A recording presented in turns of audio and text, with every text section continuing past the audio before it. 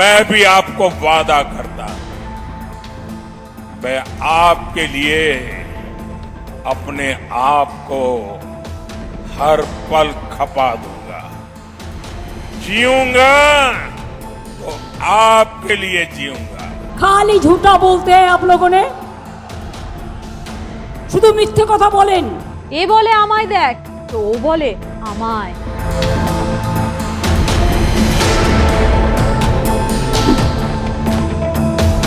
আরে বাংলায় ভোট আবহ, হাওয়া গরম চারিদিকে।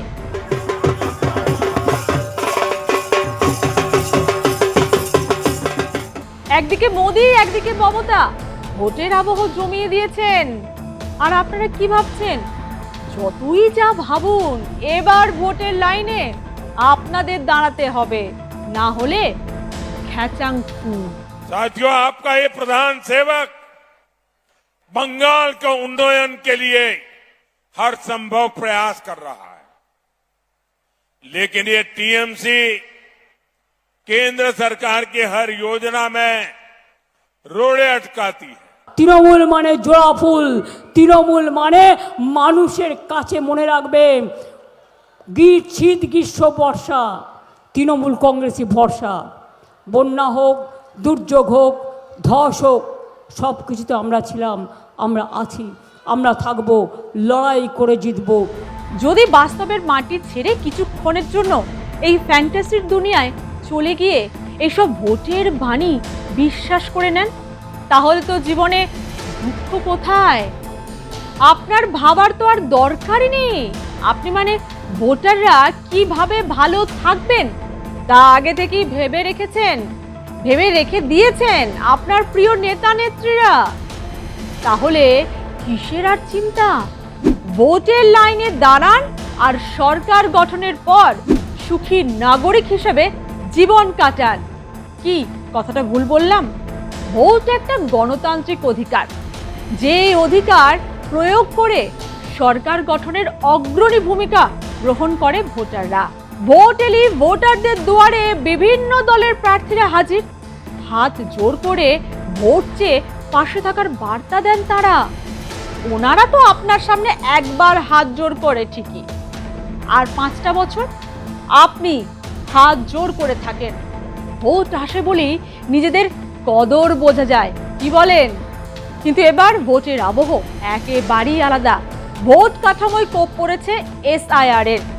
গতকালই মমতা বন্দ্যোপাধ্যায় দাবি করেছেন এসআইআর এ বাংলায় বাদ পড়েছে 60 লাখ হিন্দু ও 30 লাখ মুসলিম।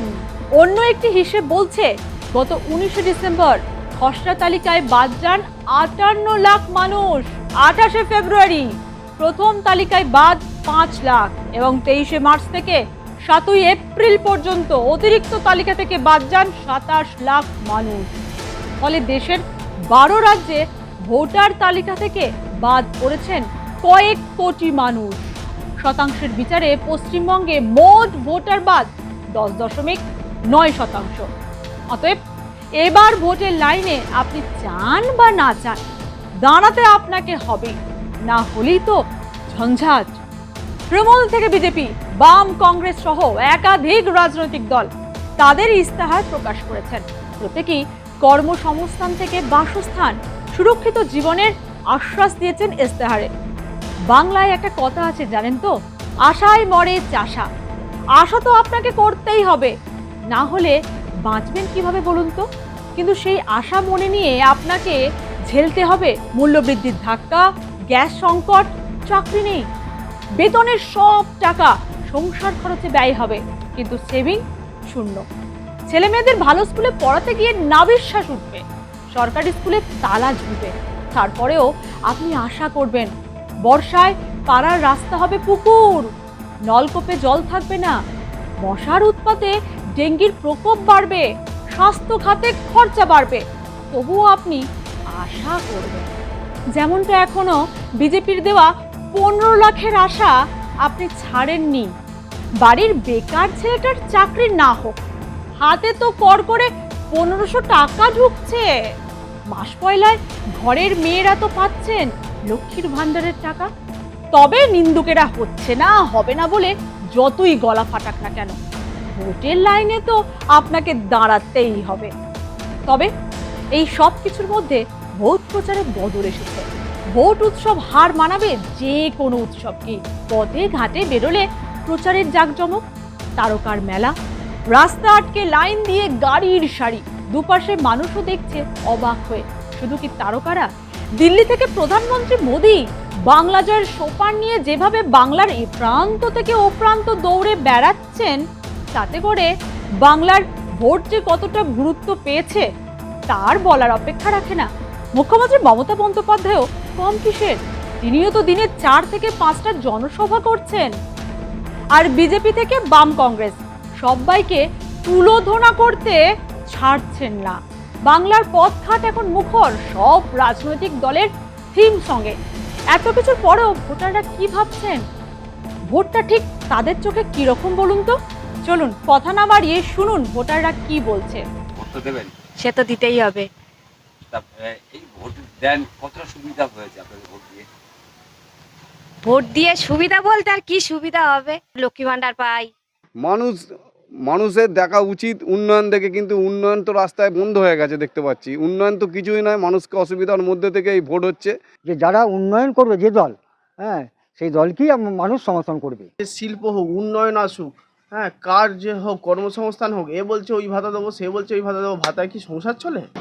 2021 সালের আবহাওয়াটা একটা অন্যরকম ছিল, আর 2026-এর আবহাওয়াটা একটা অন্যরকম দেখতে পাচ্ছি। বাংলা বাঙালি, বাঙালির অধিকার, এই কথাগুলো আমরা 10 বছর আগেও সেভাবে শুনতে পাইনি, কিন্তু এখন আমরা শুনতে পাচ্ছি। মানুষ লক্ষ্মী ভাণ্ডার, বিধবা ভাতার, বার্ধক্য ভাতার এইসব অনেক কিছু টাকা পাচ্ছে, কিন্তু আমি কোনোটাতেই পাইনি। তাহলে আমি কি করে চলবো? কাকে দেবেন বলছেন? সরকার পরিবর্তন হবে বলছেন? হ্যাঁ, পরিবর্তন নিশ্চয়ই হবে।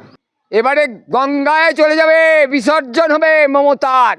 ওই মিথ্যে কথা, মিথ্যে মুসলমানকে খেপিয়ে, হিন্দুদের খেপিয়ে ভোটে যেতে যাবে না। হ্যাঁ, ভোট দেই, কিন্তু তো কিছু তো পাইনি। তো আমাদের যা কাগজপত্র নিয়ে হেনস্থা হতে হচ্ছে, এখন সেই দৌড়দৌড়ি করতে হচ্ছে ওই যে SIR এর জন্য। ভোট এখন দেখছি এই ভোট যেন অন্য টাইপের মতন ভোট হচ্ছে, মানুষকে ব্যতিব্যস্ত করার ভোট হচ্ছে।